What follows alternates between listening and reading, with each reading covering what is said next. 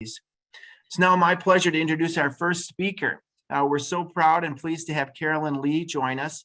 Carolyn is the president of the Manufacturing Institute, the educational workforce partner of the National Association of Manufacturers, the nation's largest industrial trade association. In her role, Ms. Lee leads the institution in its goals of supporting the manufacturing workforce of today and its growing manufacturing needs of tomorrow. The Institute does this through a variety of programs designed to excite, educate, and empower, with a particular focus on 4 key areas: women, veterans, youth, and lifelong learning, all which support the pillar foundations of the CCD's report. Ms. Lee was raised in a manufacturing family. She saw from a young age the transformative impact that manufacturing can have on communities, families, and the men and women who build the world around us. And now, what drives us every day, she works to bring manufacturing powerful potential to more Americans. Prior to her role in the Institute, Ms. Lee served as a policy role for NAM and worked in leadership positions with the Telecommunications Industry Association and 3M. And prior to that, she was in former Senator Olympia Snow's office and Republican Representative Sue Kelly. She lives in Northern Virginia with her husband and 3 children and serves on the CCD board and continues to be an advocate for this work. We're so pleased to have Carolyn bring our opening remarks.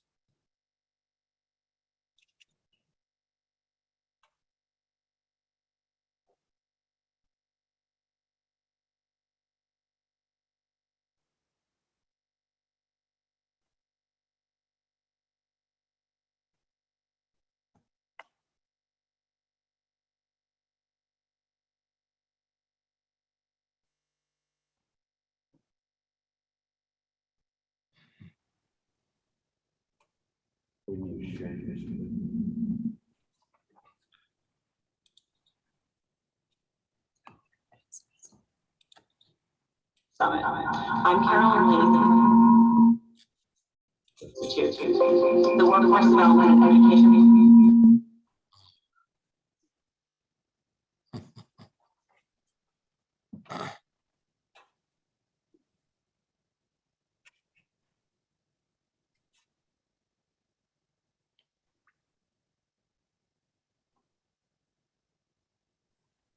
The National Association of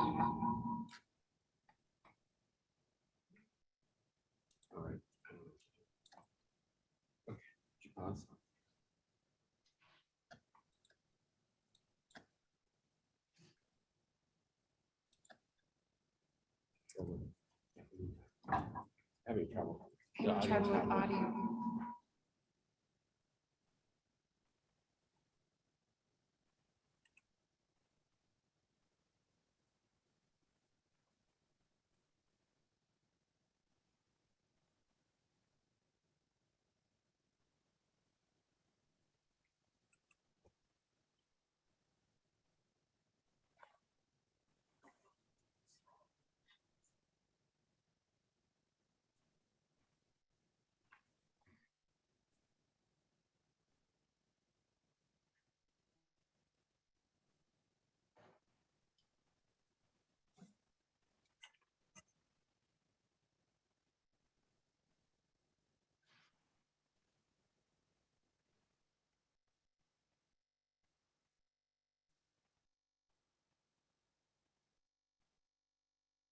Hello, and welcome to the Coalition for Career Development Center's Career Readiness Summit. I'm Carolyn Lee, the President and Executive Director of the Manufacturing Institute. The work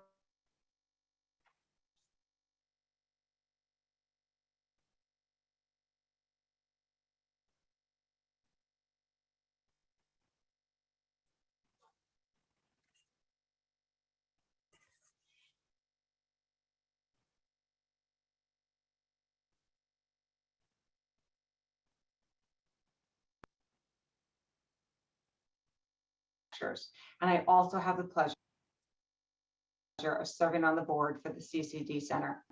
We have some really impressive guests and speakers with us at the summit today.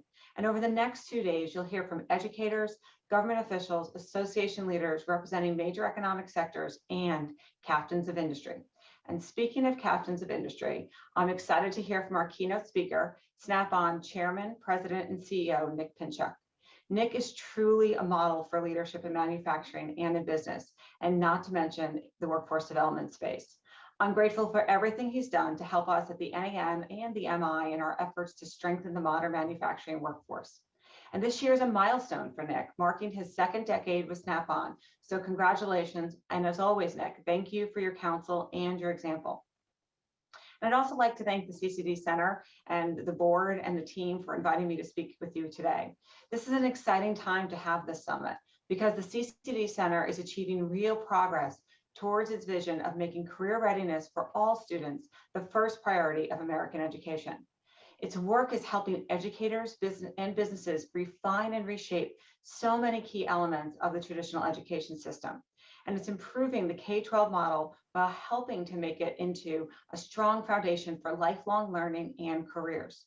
The CCD Center and the MI share a goal of strengthening the earn and learn model, internships, apprenticeships, and other educational opportunities to make students better prepared for the in-demand careers in industry that exist today and the ones that are coming tomorrow. And the CCD Center's work is aimed directly at the biggest workforce challenge of our generation, the skills gap. It's a major obstacle for every industry, but especially in manufacturing. But there are jobs out there. In fact, there are over 860,000 open jobs in manufacturing, according to the latest Bureau of Labor Statistics data. And this has become a new normal, unfortunately. Over the past year, there was an average of 867,000 open jobs per month, including a record in July of 943,000 open jobs. Now, our partners at the National Association of Manufacturers have conducted a quarterly survey of the industry for over 20 years, and the latest results for Q1 of 2022 show that 89% of manufacturers had unfilled positions within their companies, and that they were struggling to find new qualified talent. And here's an even another more shocking set of numbers.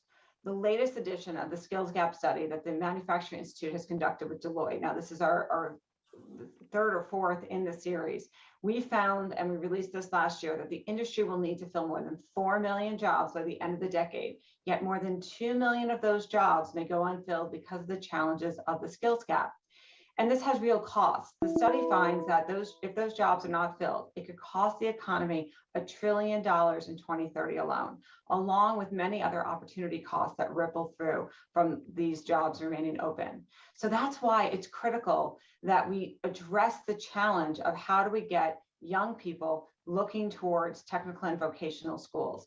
And so we have to consider, why are students not flocking to these opportunities and looking for opportunities to reskill, to fit and fill manufacturing jobs, especially at a time where manufacturing jobs, the pay and benefits are not only excellent and increasing, but it's getting better as manufacturers work to attract new applicants.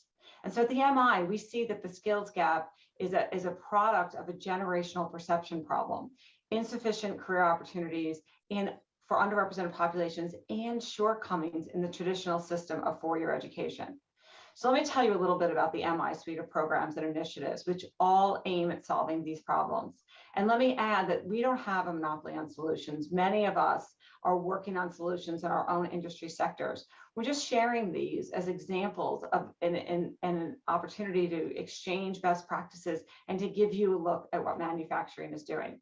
So let's start with the perception problem, which is really at the root, we believe, of so many of our industry's workforce challenges. Modern manufacturing is nothing like manufacturing in the 20th century, when my father and my grandfather worked in the industry. Today, it's sleek, it's high tech, it's clean, it's increasingly dependent on teams with STEM education and backgrounds, and people who are interested in problem solving and troubleshooting for the challenges that are to come. And young people, and especially their parents, aren't always aware of that. They have an outdated, inaccurate perception of manufacturing, and they're certainly not thinking of modern manufacturing. Young people want to change the world, and they've been conditioned to think that manufacturing is monotonous and dirty, rather than the innovative and good and being good for the planet. And their parents see the industry as a career dead end, rather than as an opportunity for lifelong growth. And they discourage their children from even considering manufacturing as an option. Now, the good news is we are making progress. 5 years ago, in another study with Deloitte, only 27% of respondents told us that they would encourage their child or another youth to pursue a career in manufacturing. In our most recent study on perception, again with Deloitte, released this spring, 40% of respondents said they were likely to do that. And so we can change minds and correct perceptions by using the principle of show, don't tell. Now, manufacturing was front and center during the pandemic, as we fought in those early months in the first year with PPE, and then, of course, all the biopharma response in order to give us the vaccines to begin to open up again, but the day-to-day items that we need every day to live our life. And so that gave us an opportunity to talk about manufacturing and put those jobs and our products front and center. But the MI and our industry partners also are looking at how to provide firsthand looks at what the reality of modern manufacturing is all about, letting students and parents and teachers meet and learn from manufacturing teams who work on state-of-the-art shop floors, producing really exciting products each and every day. And our industry needs to lean into communications that show off the advanced, sophisticated side of factories and shop floors. Young people need to see that the smart technology, the augmented reality, the robots, the cobots, the drones, the 3D printing, all of these that are examples of how manufacturers are embracing the fourth industrial revolution. And they need to see how manufacturers are creating futures where life is better for everybody. And that is their gateway into career development and the programs that we all support. And that's the basis for behind the MI and the NAM's Creators Wanted campaign. It's the manufacturing industry's largest campaign to grow the manufacturing workforce of today and tomorrow, and to reduce the skills gap and expand educational opportunities and change the image of the industry. The Creators Wanted campaign seeks to reduce the skills gap by filling 600,000 manufacturing jobs by 2025. And it aims to help 25% more students enroll in technical and vocational schools or upskilling and reskilling programs. Now, going back to perception, the campaign will also increase the positive perception of the industry among parents to 50% by 2025. To accomplish these goals, Creators Wanted relies on in-person and virtual events and storytelling to bring manufacturers and potential employees together. Creators Wanted helps us introduce young people to manufacturing teams in their community. It gives them opportunities to test out their problem-solving skills, and as manufacturing teams do each and every day. And through a career development hub that we call Creators Connect, we're connecting them with real education and career opportunities in their local areas. And what we really seek to drive home for young people is how much variety there can be found in manufacturing careers. Whether you enjoy coding or driving or building, or you're studying marketing or accounting, you're interested in design, or you have a STEM background, there's something for everybody in manufacturing. But as I said, you have to show and not just tell. And so here's a brief video about showing what Creators Wanted is all about.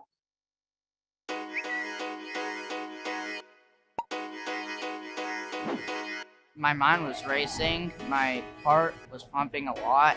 It was a great way to show teamwork, fun way to learn, not boring. It was just a very positive experience. I'm very happy that I came here and did this. It was just a great experience. I think it was one of the best things I've ever done. This is really cool. Originally, when I came here, I thought it was just assembly lines. I didn't expect the collaboration with other people and other innovations. It made me think about like my future, like what I'm gonna do. Manufacturing is definitely on the list now. There's so many things you could do to learn here, some opportunity you could take, and I say go for it. It's be a great experience for you to learn, and it could be one of your favorite jobs to do. If you get the chance to do one of these workshops, I would say go for it. It is honestly one of the most fun things that I've done in a while. The United States continues to face a labor shortage. The Creators Wanted campaign is aimed at giving young Americans the skills they need to work in manufacturing. It's basically a traveling road show set up. It's called Creators Wanted. You know, manufacturing is a pretty cool industry to work in. I would say to my colleagues, this is how we make the workforce challenges go away and innovate right here in this state. You're going to see for yourself how manufacturers here and across the country are making our world a better place. Don't overlook the incredible opportunities awaiting talented, enterprising young people like you. You are why we're here. You are our future creators. I really appreciate the National Association of Manufacturers here doing this event for us on our campus. Luckily for us, sometimes it's hard to teach students from a textbook. This is great exposure, and this is a great opportunity for our students to actually see this. We would love to see this again. It's really rewarding to see the students actively participate in anything that's going to help advance their careers. what we've seen today has just been a fantastic opportunity for our kids. The event really did make me think more about manufacturing as a career, not just as something I could do short term, but long term. It's kind of game changing when you think about all the stuff you have to do. I wish I would have had this when I was in 8th grade. It was excellent experience for the students. I think this is a neat experience for anybody. Teachers, associates, kids of all ages. You guys rock. Come back and see us.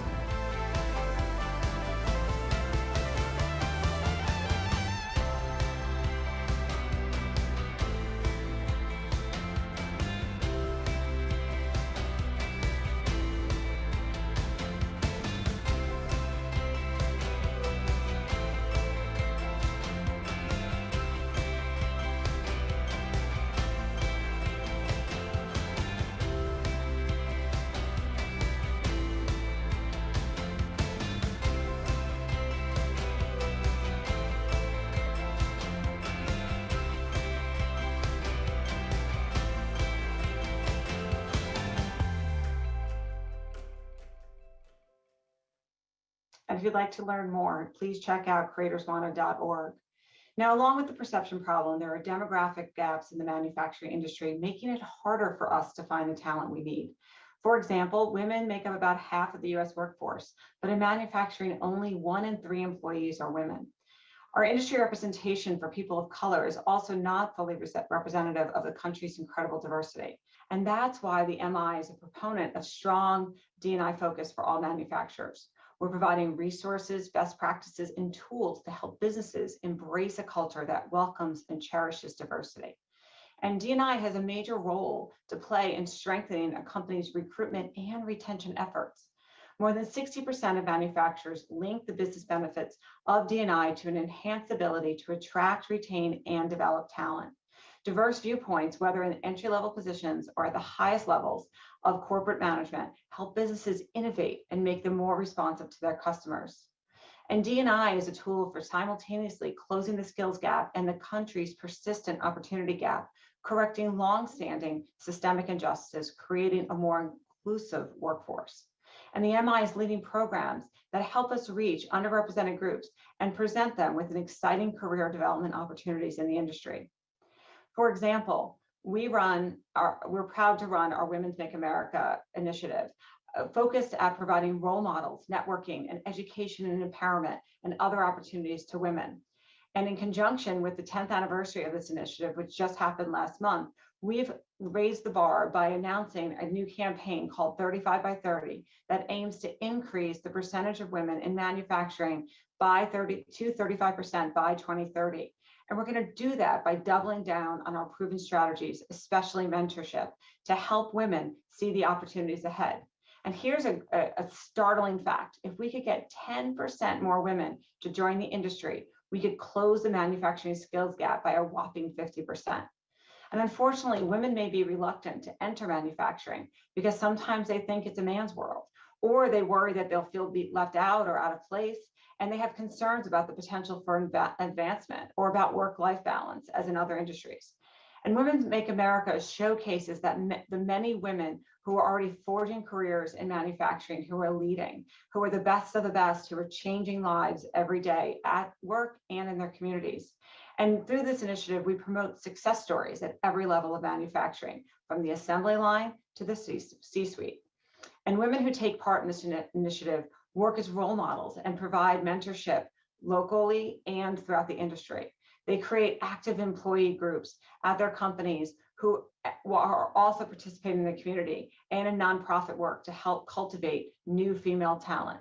In other words, they build a strong and powerful network and support system showing women that they can succeed in the industry. And all of this work is grounded on research that we did about what were the root causes of the gaps. And this certainly can help us close these. And I'm proud to say the initiative recently celebrated its 10th anniversary, and we look forward to all the success ahead. You know, part of our challenge here and how we close the skills gap is by bringing other groups off the sidelines. And I'd like to pivot to another demographic group where the MI is providing significant career development opportunities. Veterans and members of the greater military community are a coveted group for any industry, especially manufacturing. Their service prepares them perfectly for manufacturing work with teamwork, leadership, and communication, and a strong sense of discipline at the center of their experience. And with more than 200,000 women and men transitioning out of the military every year, as we talk about career pipelines, it's an essential one for our industry. And that's why we built and now run our Heroes Make America initiative, which focuses on easing the transition to civilian careers for veterans and other members of the military community, providing education and technical certification in partnership with local educational institutions. This program so far has successfully helped transition veterans into careers at more than 250 companies across 39 states with a 92% placement rate. And more than half of our participants have no post-secondary education coming out of the military. So this indicates a strong need for support to help position them for success in their career after their time in uniform. And now the kind of education available to young people and people thinking about changing careers is a big determinant of whether they'll be able to find work that's rewarding and that's challenging to help keep them engaged and build their future. And that education doesn't need to put them deep into debt, which is why we have such a major focus on how to engage the next generation with educational opportunities that will lead to family supporting careers. And these people need access to opportunities to pick up highly specialized technical certifications, vocational training, and of course, some skills, STEM skills, which are at the center of the jobs of the future. And these will help make entry to mid-level job seekers an even better fit for the industry's many open jobs. And we need these technical and STEM skills to help us navigate the ongoing fourth industrial revolution that's powering modern manufacturing. As manufacturing gets more automated, more robotic, more complex, the skills required of the production and maintenance teams also increase in complexity. Automation is not replacing humans. Let me say that again. Automation is not replacing humans in manufacturing. It's enhancing what humans can accomplish, and it's changing the tasks that are before humans every day, allowing them to focus on the more complicated ones that keep them interested. So part of the challenge of imparting advanced technical skills and getting young people thinking about careers built around these skills is another goal for the Institute. It's the basis behind the MI's Federation for Advanced Manufacturing Education, or FAME, originally founded by Toyota and now led by the MI.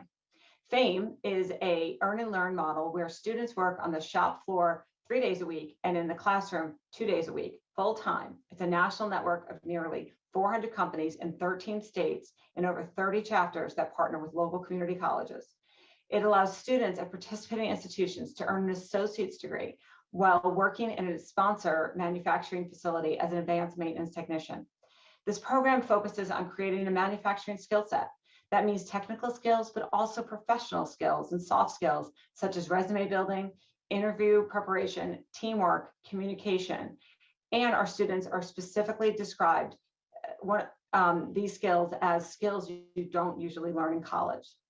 And FAME students have median earnings of around $98,000 5 years after finishing their programs, tens of thousands of dollars more than the earnings of other career and technical education graduates from the same colleges that aren't part of the FAME program.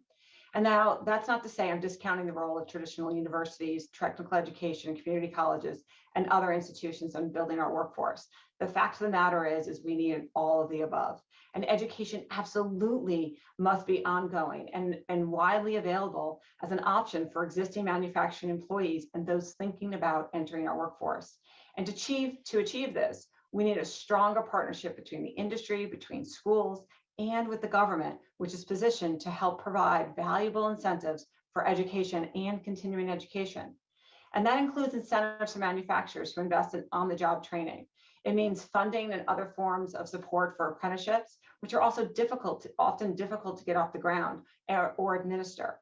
And we also, for example, want to see Pell Grants made available for shorter-term training programs to make sure that we're reducing the barrier to entry for as wide a population as possible.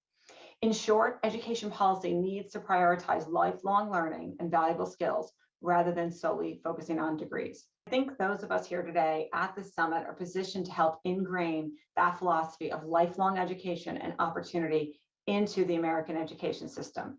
And we've already made progress. And when we leave this summit, we'll be further along on a path of galvanizing the public and private sectors towards realizing the CCD Center's vision, where all students have a real opportunity to achieve a meaningful and rewarding career. Thank you so much.